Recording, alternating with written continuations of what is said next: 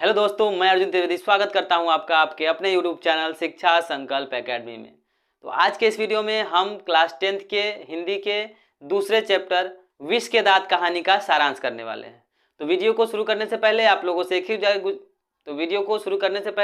एक ही गुजारिश है, अगर आप चैनल पर नए हैं तो हमारे चैनल को सब्सक्राइब जरूर कर ले, ताकि हमारी तरफ से कोई भी वीडियो अपलोड हो तो आपको जानकारी मिल सके। और वीडियो को एक लाइक कर दीजिए ताकि हमें मोटिवेशन मिल सके। और चलिए शुरू करते हैं आज का हम अपना ये वीडियो। सबसे पहले हम लोग देख लेते हैं विष के दांत कहानी का लेखक परिचय छोटा सा। विष के दांत जो कहानी है उसकी पाठ की विधा क्या है, तो कहानी है। विष के दांत क्या है, एक कहानी है। लेखक का नाम क्या है, तो नलिन विलोचन शर्मा। विष के दांत कहानी किसके द्वारा लिखित है, तो नलिन विलोचन शर्मा के द्वारा लिखित है। लेखक का जन्म कब हुआ था, तो 18 फरवरी 1916 ईस्वी में हुआ था, पटना के बदरघाट में हुआ था। नलिन विलोचन शर्मा जी का जन्म 18 फरवरी 1916 ईस्वी में पटना के बदरघाट में हुआ था। इनके पिता का नाम पंडित रामावतार शर्मा, माता का नाम रत्नावती शर्मा था। ये हुआ हमारे लेखक का छोटा सा परिचय। इनकी रचनाएं कुछ देख लेते हैं। दृष्टिकोण, साहित्य का इतिहास दर्शन, मानदंड आदि और भी बहुत सारी रचनाएं हैं। आप किताब के लेखक परिचय को अच्छे से पढ़ लीजिए, क्योंकि ऑब्जेक्टिव में लेखक परिचय से बहुत सारे प्रश्न आते हैं। तो किताब में आपका जो लेखक परिचय दिया हुआ है उसको आप अच्छे ढंग से पढ़ लीजिएगा। अब यह जो कहानी है विष के दांत तथा अन्य कहानियां नामक कहानी संग्रह से लिया गया है। यह कहानी कहाँ से ली गई है, तो विष के दांत तथा अन्य कहानियां नामक कहानी संग्रह से यह कहानी ली गई है। अब हम लोग बात करने वाले हैं पाठ के सारांश के बारे में। तो चलिए पाठ के सारांश को देखते हैं। तो यह है हमारा बुक गोधली भाग 2 और यह है हमारी कहानी विष के दांत। तो चलिए मैं आपको पढ़ाता हूँ और समझाता हूँ आखिर कहानी है क्या। सेन साहब की नई मोटर कार बंगले के सामने बरसाती में खड़ी है। काली चमकती हुई स्टीमल इंड जैसे कोयल घोंसले में कि कब उड़ जाए। एक व्यक्ति है सेन साहब और उनका कार है, मोटर कार है, जो बंगले के सामने खड़ी है। और उस कार का नाम क्या है, तो स्टीमल इंड। और किस कलर की है, काली रंग की है। ठीक है, ऑब्जेक्टिव में पूछता है कि सेन साहब का कार कौन सा था, तो स्टीमल इंड था और काले रंग का था। सेन साहब को इस कार पर नाज है, बिल्कुल नई मॉडल 7,500 में आई है। मतलब यह कार जो सेन साहब की है वह सेन साहब ने 7,500 रुपये में खरीदी है। काला रंग चमक ऐसे कि अपना मुंह देख लो, कहीं पर एक धब्बा दिख जाए तो क्लीनर और शोफर की शामत ही समझो। मेम साहब की सख्त ताकीद है कि खोखा खोखी गाड़ी के पास भटकने ना पाए। देखिए, तो खोखा खोखी कहने का मतलब है कि लड़का लड़की, यहाँ पर खोखा खोखी का मतलब है लड़का लड़की। तो जो काले रंग की कार है उसको एकदम चमका धमका के रखा हुआ है। और जो मेम साहब है उनका कहना है कि गाड़ी के पास कोई भी लड़का लड़की नजर ना आना चाहिए। लड़कियां तो पांचों बड़ी सुशील है, 5-5 टहरी और 100 भी लड़कियां तहजीब और तामीज की तो जीती जागती मूरत है। मिस्टर और मिसेस सेन ने उन्हें क्या करना चाहिए यह सिखाया हो या नहीं हो, क्या क्या नहीं करना चाहिए उसकी उन्हें ऐसी तालीम दी है कि बस लड़कियां क्या हैं, कठपुतलियां हैं। और उनके माता पिता को इस बात का गर्व है, वे कभी किसी चीज़ को तोड़ती फोड़ती नहीं। वे दौड़ती हैं और खेलती भी है, लेकिन सिर्फ शाम के वक्त। और चूंकि उन्हें सिखाया गया है कि ये बातें उनकी सेहत के लिए ज़रूरी है, वे ऐसी मुस्कुराहट अपने होठों पर ला सकती है कि सोसाइटी की तारिकाएँ भी उनसे कुछ सीखना चाहे जो सीख ले। पर उन्हें खिलखिलाकर किलकारी मारते हुए किसी ने नहीं सुना। सेन परिवार के मुलाकाती रस्क के साथ अपने शरारती बच्चों से खींच कर कहते हैं, तुम लोग हो और मिसेस सेन की लड़कियां हैं। अबे फूल का गमला तोड़ने के लिए बना है, तुम लोगों के मारे घर में कुछ भी तो नहीं रह सकता। देखिए, सेन साहब की कितनी पुत्रियां थी, तो 5 लड़कियां थी और 5 लड़कियां अत्यंत सुशील एवं अच्छी लड़कियां थी। उनको सेन दंपत्ति यानी कि सेन साहब की पति पत्नी ने ऐसे मतलब इतना अच्छा व्यवहार सिखाया हुआ था कि क्या करना है ये तो नहीं सिखाया था, लेकिन क्या क्या नहीं करना है यह बहुत अच्छी तरीके से सिखा दिया गया था। वे भी खेलते थे, वे भी दौड़ती थी, लेकिन शाम के टाइम में जो उसकी सेहत के लिए अच्छा है। वो भी हंसती थी, लेकिन मात्र होठों पर मुस्कुराहट, लेकिन ना कि किलकाली मार के हंसती थी। उसका आवाज अगल बगल में किसी ने नहीं सुना था। किसका, तो सेन साहब की 5 बेटियां का। जहां तक सेन परिवार की लड़कियों का सवाल है, उनसे मोटर की चमक दमक को कोई खास खतरा नहीं था, लेकिन खोखा भी तो है। खोखा जो एक ही है, सबसे छोटा है। खोखा नाउम्मीद बुढ़ापे की आंखों का तारा है। यह नहीं कि मिसेज सेन साहब अपना और बुढ़ापे का कोई ताल्लुक किसी हालत में मानने को तैयार हो। और सेन साहब तो सचमुच बूढ़े नहीं लगते, लेकिन मानने लगने की बात छोड़िए, हकीकत तो यह है कि खोखा का आविर्भाव तब जाकर हुआ था जब उसकी कोई उम्मीद दोनों को बाकी नहीं रह गई थी। खोखा जीवन के नियमों में अपवाद था और यह अस्वाभाविक नहीं था कि वह घर के नियमों का भी अपवाद था। इस तरह मोटर को कोई खतरा हो सकता था तो खोखा से ही हो सकता था। तो हमने देखा कि जो सेन साहब की पुत्रिया थी वो बहुत ही अच्छी थी, सुशील थी, वो लड़ाई झगड़ा से बहुत दूर रहती थी। तो जो सेन साहब की काली रंग की चमकती कार थी उसको बेटियों से कोई दिक्कत नहीं था, लेकिन सेन साहब का एक खोखा यानी कि बेटा भी था जो कि बहुत ही ज़्यादा शरारती था। तो उस कार को दिक्कत था तो हमेशा उस खोखा से, उस लड़के से था। बात ऐसी थी कि सीमा, रजनी, आलो, शेफाली, आरती, यह सेन साहब की पांचों बेटी का नाम था। सीमा, रजनी, आलो, शेफाली, आरती, उनके लिए घर में अलग नियम थे, दूसरी तरह की शिक्षा थी, और खोखा के लिए अलग दूसरी तरह की। कहने के लिए तो सेनों का कहना था कि खोखा आखिर अपने बाप का बेटा ठहरा, उसे तो इंजीनियर होना है, अभी से उसमें इसके लक्षण दिखाई पड़ते थे, इसलिए ट्रेनिंग भी उसे वैसी ही दी जा रही थी। बात यह है कि खोखा के दुर्ललित स्वभाव के अनुसार ही सेनों ने सिद्धांतों को भी बदल दिया। अक्सर ऐसा होता है कि सेन परिवार के दोस्त आते हैं, भड़कीले ड्राइंग रूम में बैठते हैं और बातचीत के लिए विषय का अभाव होने पर चर्चा निकल पड़ती है कि किसका लड़का क्या करेगा। तो सेन दंपति का जो बेटा था वह खोखा, वह बहुत ही मतलब सामान तोड़ ताड़ करता था और बहुत ही नटखट प्रकार का था। तो वह जो लड़का था खोखा, वह उसके कार्यशैली को देखकर, उसकी गतिविधियों को देखकर सेन साहब को ऐसा लगता था कि मेरा बेटा इंजीनियर बनेगा। क्यों? तो हमेशा कुछ ना कुछ करते रहता था। और अक्सर ऐसा होता था कि जब सेन साहब के परिवार में कोई मेहमान आए बाहर से, कोई सेन साहब को दोस्त आ गया, तो जब सब लोग ड्राइंग रूम में बैठते थे तो अगर कोई बात ना मिले तो लोग अपने अपने बेटे के बारे में बातचीत करते रहते थे। तब सेन साहब की बड़ी मौलिकता और दूरंदेशी के साथ फरमाते हैं कि वह तो अपने लड़के को अपने ढंग से ट्रेंड करेंगे क्या कर रहे हैं। आजकल की पढ़ाई लिखाई तो फिजूल है, वह तो उसे अपनी तरफ बिजनेसमैन, इंजीनियर बनाना चाहते हैं। अब देखिए ना, सेन साहब कहते हैं खोखा 5 साल का हो रहा है, लोग कहते हैं कि उसके किंडरगार्टन स्कूल में भेज दो, लेकिन मैंने अभी तक यही इंतजाम किया है कि कारखाने का बढ़ई मिस्त्री 2-1 घंटे के लिए आकर उसके साथ कुछ ठोक पीट किया करे, इससे बच्चे की उंगलियां अभी से औजारों से वाकिफ हो जाएंगे। हिंदुस्तानी लोग यही नहीं समझते। अब देखिए, सेन साहब का जो बेटा था खोखा, वो 5 साल का हो चुका था। तो अगल बगल के जो लोग थे, सेन साहब का ऐसा कहना है कि अगल बगल के जो लोग थे वो उन्हें बोलते थे कि इनको अब किंडरगार्टन स्कूल में डाल दो, लेकिन सेन साहब क्या कहते हैं कि मैं स्कूल में क्या डालूँ, इसके लिए मैंने बढ़ई मिस्त्री को बुलवाता हूँ अपने घर 1 घंटा 2 घंटा प्रतिदिन, ताकि इसे ठोक ठाक सिखाए और इसका हाथ अभी से औजारों को पकड़ सके, अभी से औजार यह पहचानने लगे। एक दिन की वाकया है कि ड्राइंग रूम में सेन साहब के कुछ दोस्त बैठे गपशप कर रहे थे। उनमें एक साहब साधारण हैसियत बारन 20 थे और सेनों के दूर के रिश्तेदार भी होते थे। साथ में उनका लड़का भी था, जो था तो खोखा से भी छोटा, पर समझदार और होनहार मालूम पड़ता था। किसी ने उसकी कोई हरकत देखकर उसकी कुछ तारीफ कर दी और उन साहब से पूछ लिया कि बच्चा स्कूल तो जाता ही होगा। इसके पहले कि पत्रकार महोदय कुछ जवाब देते, सेन साहब ने शुरू किया, मैं तो खोखा को इंजीनियर बनाने जा रहा हूँ। और वे ही बातें दोहराकर वे थकते नहीं थे। एक दिन क्या हुआ कि सेन साहब के एक मित्र थे और वह पत्रकार थे। वो आए सेन साहब के ड्राइंग रूम में बैठे और उनका एक लड़का भी उनके साथ साथ आया था, जो खोखा से तो छोटा था लेकिन बहुत ही ज़्यादा समझदार था। और कोई लड़का आता भी है, तो कोई भी बच्चा हमारे घर में आता है तो उसकी स्थिति को, उसकी कार्यशैली को, उसकी गतिविधियों को देखकर हम लोग समझ जाते हैं कि लड़का आखिर है कैसा। तो उसे देखकर सबने उसका बड़ाई करने सब उसका बड़ाई करने लगा कि नहीं, लड़का तो बहुत अच्छा, आप तो स्कूल भेजते होंगे। तो पत्रकार मित्र ने अभी कुछ कहा ही नहीं, लेकिन जो सेन साहब है वो बकने लगे कि मैं अपने बेटे को इंजीनियर बनाना चाहता हूँ, मैं अपने बेटे को इंजीनियर बनाऊंगा, मैं उसे स्कूल नहीं भेजता हूँ, मैं उसे बढ़ई के पास भेजता हूँ, उसे हथियार देता हूँ अभी से ताकि वो हथियार समझ सके। और यह बार बार इस कथन को दोहराने लगे सेन साहब। पत्रकार महोदय चुपचाप मुस्कुराते रहे। जब उनसे फिर पूछा गया कि आपने बच्चे के भविष्य में उनका क्या ख्याल है, तब उन्होंने कहा, मैं चाहता हूं कि वह जेंटिलमैन जरूर बने, जो कुछ भी बने उसका काम है, उसे पूरी आज़ादी रहेगी। सेन साहब इस उत्तर के शिष्ट और प्रच्छन्न व्यंग पर ऐड कर रहा गया।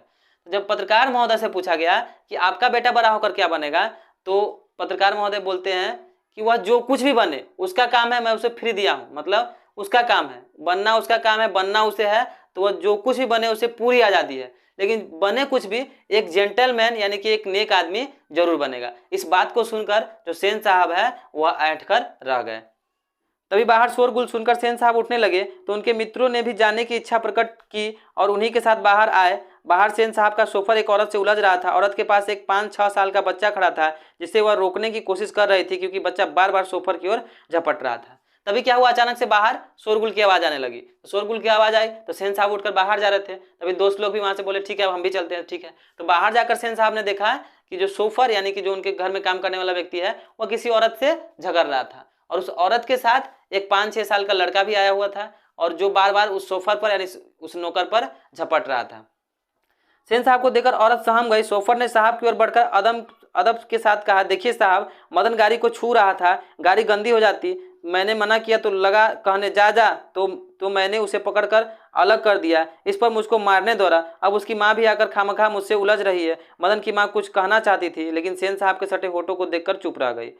अब देखिए, जो सोफर है वह सेन साहब को देखते मात्र सेन साहब के पास चला जाता है, और मदन की माँ, मदन कौन है, तो वह लड़का है जो 5-6 साल का है, जो कि सोफर से झगड़ रहा था। और मदन की माँ भी सहम गई कि सेन साहब आ गए। तो सोफर जाके बोलता है सेन साहब को कि देखिए ना साहब, ये लड़का बार बार गाड़ी के पास जा रहा है और इसे मैं छूने से मना कर रहा हूँ तो मुझे बोल रहा है जा जा, और जब मैं इसे मना करे तो मेरे ऊपर मुझे मारने दौड़ रहा है। जो मदन की माँ थी वो भी कुछ बोलना चाहती थी, लेकिन उसने सेन साहब के सटे होठों को देखकर, यानी सेन साहब चुपचाप थे तो वह भी चुपचाप थी। सेन साहब ने बड़े संयत पर कठोर स्वर में कहा, मदन की माँ, मदन को ले जाओ और देखना वह फिर ऐसी हरकत ना करे। मदन की माँ अपने बच्चे को बाएं घुटने से निकलते हुए खून को पोंछती हुई चली गई। ड्राइवर ने शायद धकेल दिया था और वह गिर पड़ा था, लेकिन एक मामूली किरानी के बेटे को सेन साहब के ड्राइवर ने धक्का दे दिया और उसे चोट आ गई, तो आखिर ऐसी कौन सी बात हो गई। अब देखिए, जो मदन की माँ है वो अपने बेटे को वहाँ से ले जाने लगी। मदन के पैर से यानी कि ठेहुना से उसका खून निकल रहा था। हो सकता है कि जो ड्राइवर था, जो सोफर था, उसने उसे धक्का दे दिया होगा। और जो मदन था वह सेन साहब की एक रानी का ही बेटा था, तो उसकी माँ उसके खून को पोंछकर उसको ले जाती है वहाँ से। ठीक उसी वक्त मोटर के पीछे खटखट की आवाज़ सुनकर सेन साहब लपके सोफर भी दौड़ा और लोग सीढ़ियों से उतरकर अपनी अपनी गाड़ियों की ओर चले।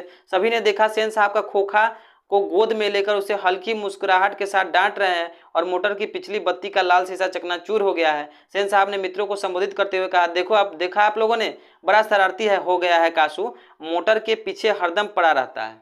सेन साहब के बेटे का क्या नाम था? कासू था। सेन साहब के पुत्र का नाम था कासू। तो जब यह सारी बातें खत्म हो गई तो अचानक ठक ठक की आवाज़ सुनाई पड़ने लगी। तो सभी दौड़ कर आए नीचे, क्या हो रहा है, इधर आए। तो जाके देख रहे हैं तो सेन साहब अपने पुत्र को गोदी में लिए हुए हैं और उसे हल्का हल्का डांट रहे हैं। लेकिन वो जो और देख रहे हैं तो गाड़ी का पिछला जो लाल वाला लाइट होता है वह पूरा चकनाचूर हो चुका है, यानी कासू जो था उसने उसे तोड़ दिया था। तो मदन, जो सेन साहब थे, उन्होंने अपने मित्र को कहा, देख रहे हैं आप लोग कितना शरारती हो गया है मेरा बेटा। सेन साहब खोखा को जमीन पर रखकर अपने दोस्तों के साथ उनकी कार की ओर चले। उन्होंने अपने मित्रों की भाव भंगिमा देखी नहीं, देखते भी तो कुछ समझ पाते, इसमें शक ही नहीं था। मिस्टर सिंह अपनी कार के पास पहुंचे और सेन साहब को नमस्कार कर दरवाजा खोलने के लिए बढ़े और फिर रुक गए। उनकी निगाह अचानक ही अगले चक्के पर आ गई थी। उन्होंने नजदीक जाकर देखा और परेशानी की हालत में खड़े हो गए। टायर बिल्कुल बैठ गया था, शायद पंक्चर हो गया था। सेन साहब भी आगे बढ़े आए और कुछ जाते हुए बोले, कहीं ऐसा तो नहीं कि कासू ने हवा निकाल भी दी हो? ड्राइवर, जरा दूसरे चक्के को भी देख लो और पंप लेकर हवा भर दो, और हाँ, कुर्सियाँ लॉन में लगवा दो, तब तक हम लोग यहाँ बैठते हैं। ड्राइवर ने एक कार का चक्का लगाकर सूचना दी कि दूसरी ओर के पिछले चक्के की भी हवा निकली हुई थी। काम तो कासू बाबू का ही मालूम पड़ता है, इधर ही खेल रहे थे, सोफर ने बताया और पंप लाने चला गया। अब ये सब घटना खत्म हुआ तो जो दोस्त सेन साहब के दोस्त थे वे घर जाने के लिए अपने कार के पास गए। तो उन्होंने देखा कि कार के अगले चक्का का जो हवा है पूरा खत्म है, टायर पूरा बैठा हुआ है। तो सेन साहब ने भी देखा कि अरे पूरा हवा चक्का खत्म है। तो सेन साहब समझ गए कि यह काम कासू का ही हो सकता है। तो उन्होंने ड्राइवर को बुलाया और बोला कि ड्राइवर, चक्का में हवा भर दो और लॉन में कुर्सी लगाओ, तब तक हम लोग लॉन में बैठेंगे। लॉन का मतलब होता है कि बाहर, घर के बाहर जो मैदान का क्षेत्र होता है, मैदान का तरह, वहाँ हम लोग बैठेंगे।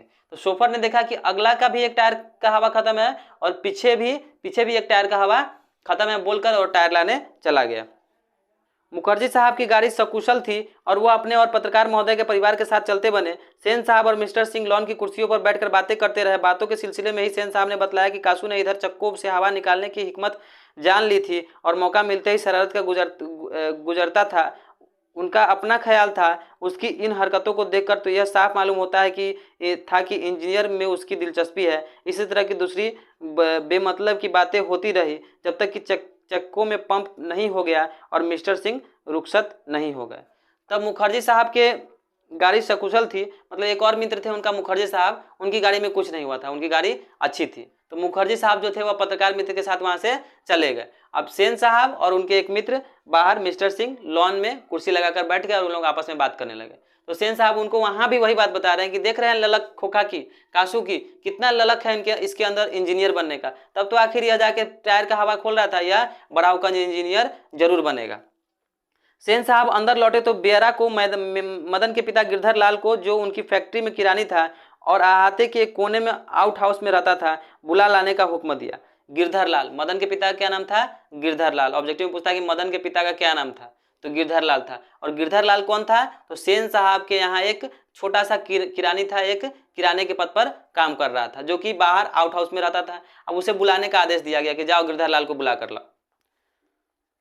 गिरधर लाल आया और सेन साहब के सामने सिर झुकाकर खड़ा हो गया, जैसे खून के जुर्म में कैदी जज के सामने खड़ा हो। सेन साहब ने ठंडी बेलौस आवाज में कहना शुरू किया, देखो गिरधर,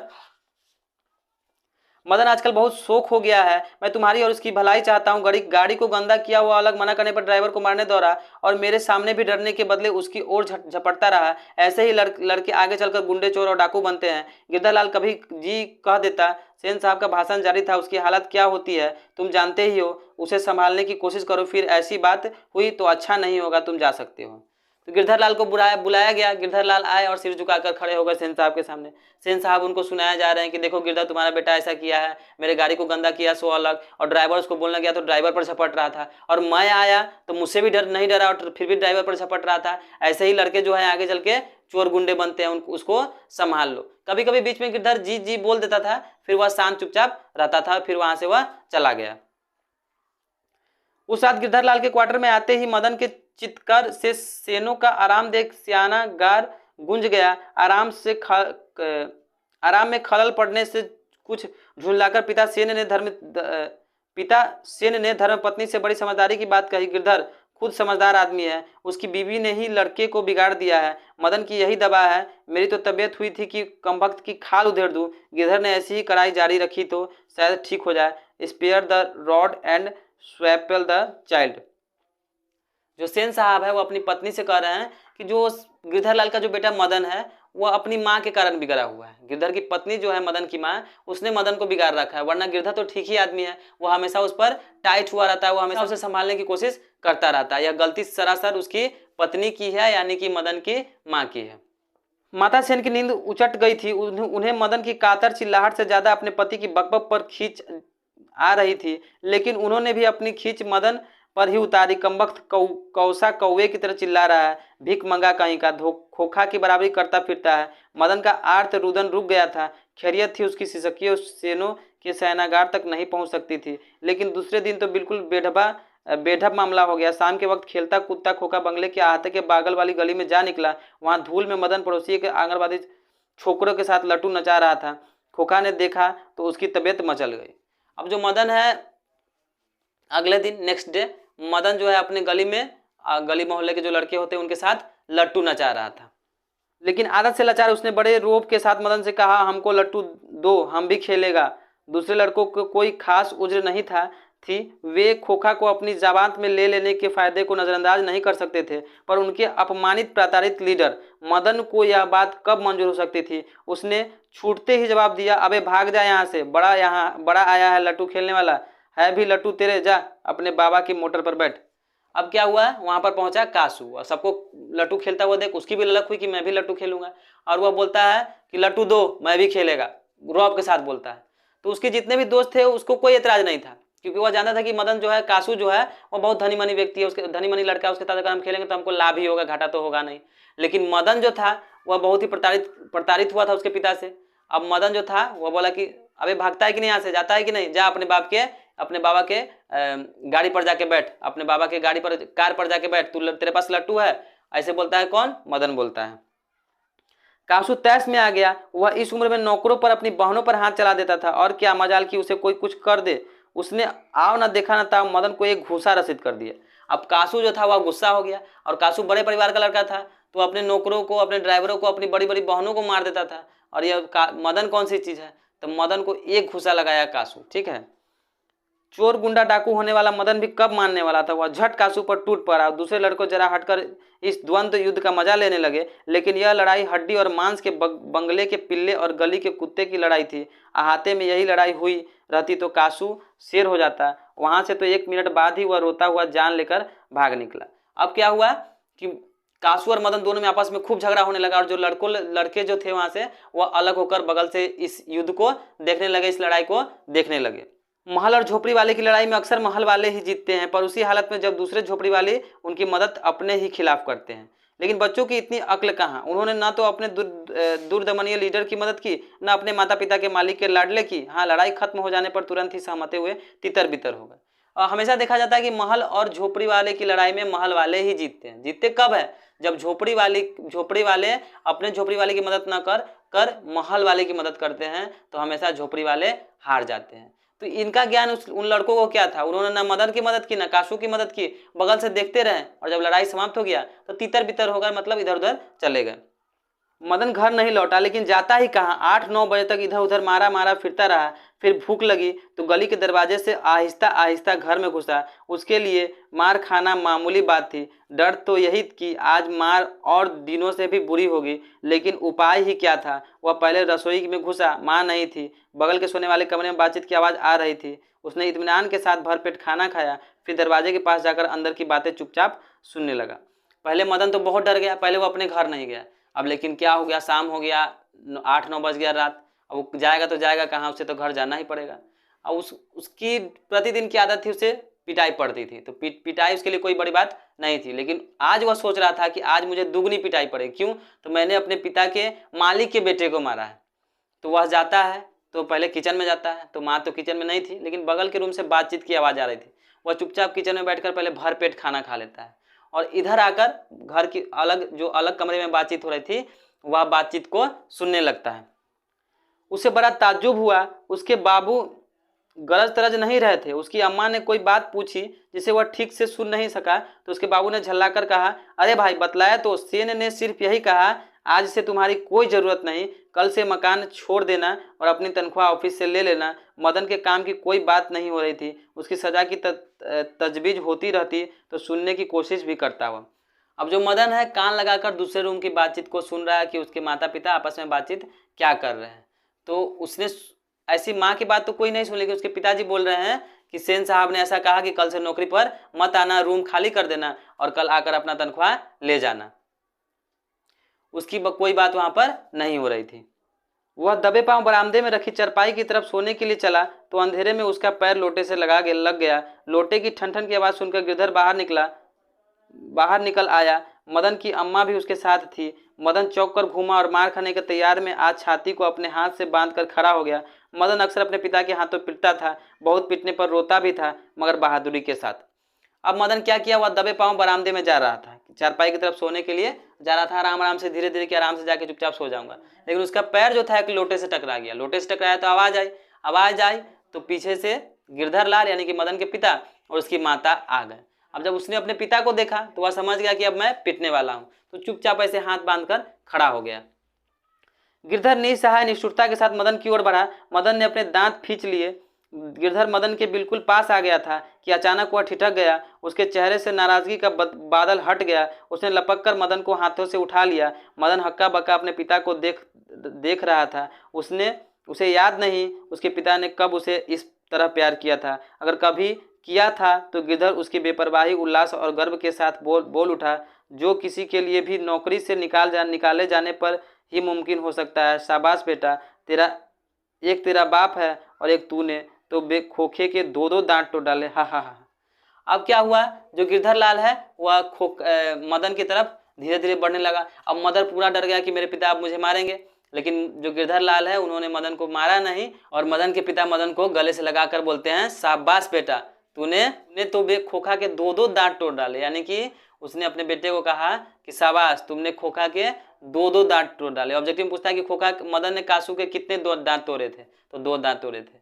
अब इतने खुश उनके पिता क्यों हुए थे, इसलिए हुए थे कि जो खोखा का जो पिता था यानी कि सेन साहब थे, उन्होंने गिरधर लाल को बहुत बेइज्जती की थी। गिरधर लाल कुछ नहीं कर पाया था, लेकिन उसके बेटे ने सेन साहब के बेटे को 2 दांत तोड़ डाले। इस पर गिरधर लाल खुश हुआ। इससे पहले मदन को उसके पिता ने कभी ऐसे गले से नहीं लगाया था, कभी ऐसा प्यार नहीं जताया था। मदन सोचता ही रह गया कि आज मेरे पिताजी कैसे मुझे इतना प्यार जता रहे हैं। हमारी कहानी यहीं तक थी।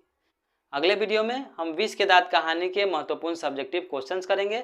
उसके अगले वीडियो में हम लोग इसके ऑब्जेक्टिव क्वेश्चंस को करेंगे। तो आज के इस वीडियो में हम बस इतना ही, और जाते जाते एक ही बात कहना चाहूँगा कि अगर आपने अभी तक चैनल को सब्सक्राइब नहीं किया है तो सब्सक्राइब कर दीजिए, वीडियो को एक लाइक कर दीजिए और भी लोगों में शेयर कर दीजिए ताकि सभी को जानकारी मिल सके। आज के लिए बस इतना ही, तब तक के लिए धन्यवाद। जय हिंद।